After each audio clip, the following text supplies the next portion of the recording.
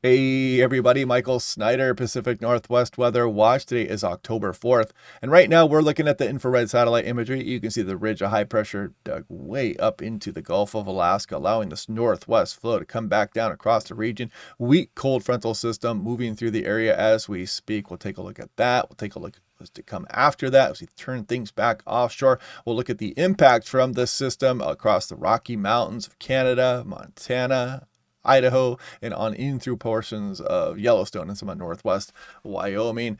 But after that, we're going to continue to dominate some of our weather with the ridge out over the Gulf of Alaska and allow another trough to drop down across the Pacific Northwest for potentially some more active weather. Now, scrolling back and forth, you can see where the active weather is right now. They got them thunderstorms moving across portions of Utah into extreme western Wyoming, and some light rain is occurring across western Washington and western Oregon as we go through the day today, but it should not amount to much.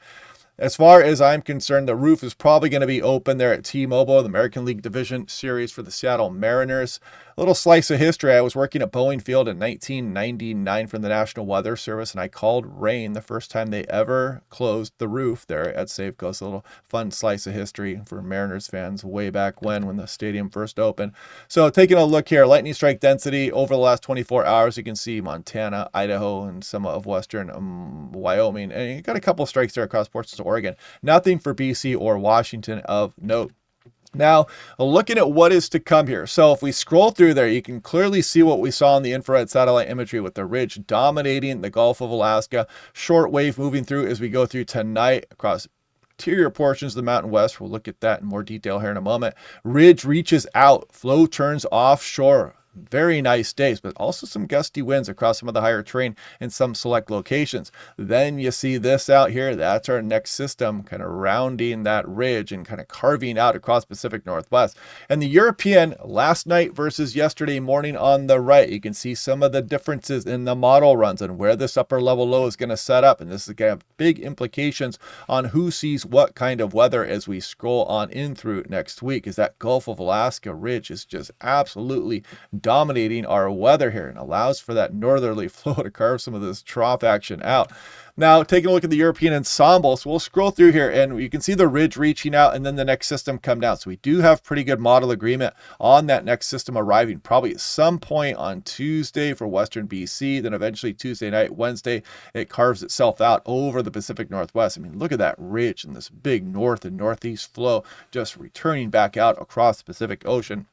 Now, some of the impacts that could possibly be felt, there's the initial system rolling through. Then we get a few nice days in the offshore flow. You can kind of see the thermal trough up the coastline as we go through the day on Monday. And then you can see what would happen. A little bit more impactful. This system is not going to be dealing with a lot of moisture, but you can see maybe some mountain snow, some convergent zone activity versus if this upper level low chooses to track further out over the coastal waters there. So that's something we're going to be watching here over the next few days. We don't have good model agreement on that just yet.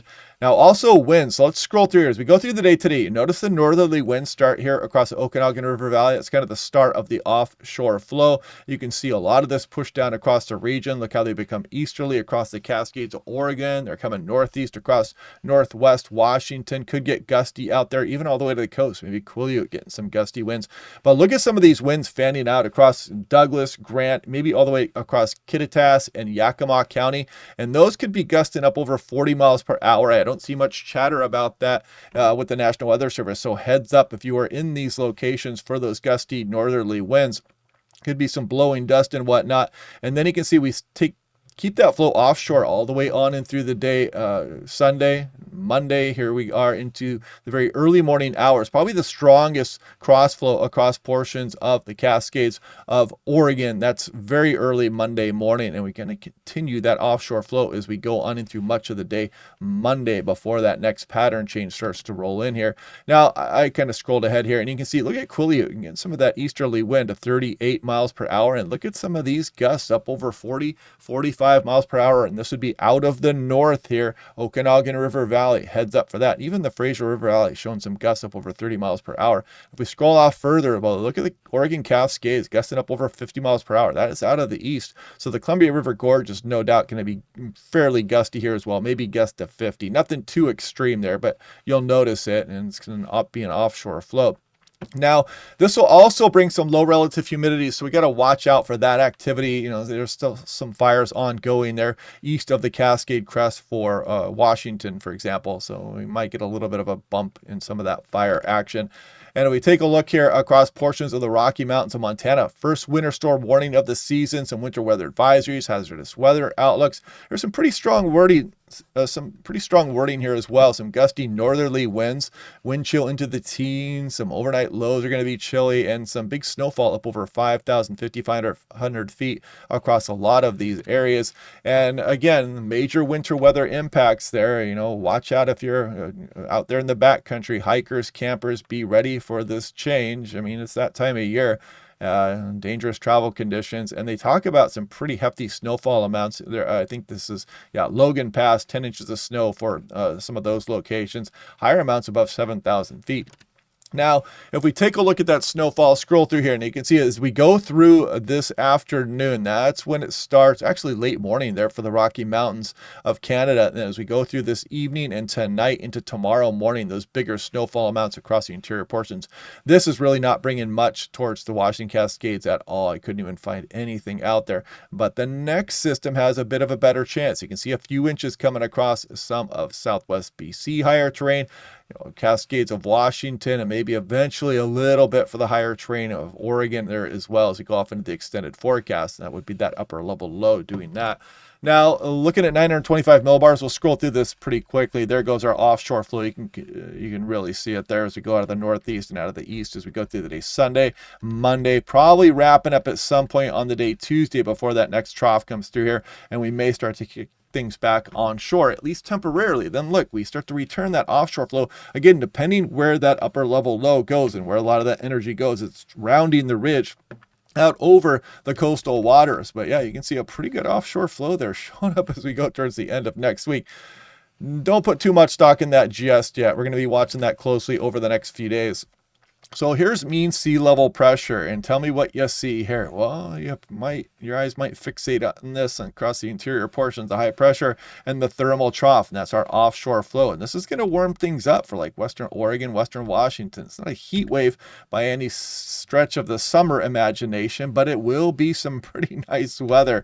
And then we get the upper level low across the region, and then maybe yet again some more high pressure here and some more offshore flow as we go towards the end of the run. Now, the daily 2-meter max temperature, this is Saturday, October 4th. That is today. It's not bad out there. It's fairly comfortable. But as we go through Sunday, a little bit of a warm up. You can see the 70s start to return for Western Oregon. Look at that as we go through Monday, Seattle 70, Southwest BC, and ramping up those temperatures a little bit more here for places, like the Willamette Valley. And look at Quileute might be up towards 70 degrees as well. And in these east wind events, like I've mentioned before, the temperatures can really they can be difficult to forecast for some portions of the coastal areas. So you might get up into the 70s here for some of the Washington coast on the day Monday. Tuesday, Seattle, probably the warmest day, into the low 70s. Look at that, Medford 82, maybe an 80-degree rating in some of the valley areas here, the Willamette Valley, upper 70s. And then that upper level low arrives, and you can see temperatures get suppressed a little bit, but it depends on where it goes after that. It's going to pull the offshore flow with us and allow us to warm back up with some nice comfortable weather, or what's going to happen, and who knows what's going to happen after that. But now let's take a look at a couple other models. The European Artificial Intelligence versus the GFS on the right. These are last night's runs. I'll put these into motion. And here we go at that ridge reaching out and then the next trough. You can see the GFS is a bit further west with that. So initially, not a lot of impact with that upper level low coming down across the area, but it wants to kind of spin out here, then eventually kicks through the region. And that would bring our best chance of precipitation if that were to occur. But that's all the way out towards, the end of next week and towards next week. And again, we got a lot to work on with that, just kind of showing you the possibilities at this point. If we look at the ensemble mean of both of these models, the GFS on the right, the artificial intelligence on the left, ridge of high pressure, good agreement in the trough forming, but we just don't know exactly how it's going to set up. But it does kind of show it being cut off a bit and kind of sitting out over our coastal waters, which would keep the strong onshore flow and the better dynamics, off of the Pacific Northwest.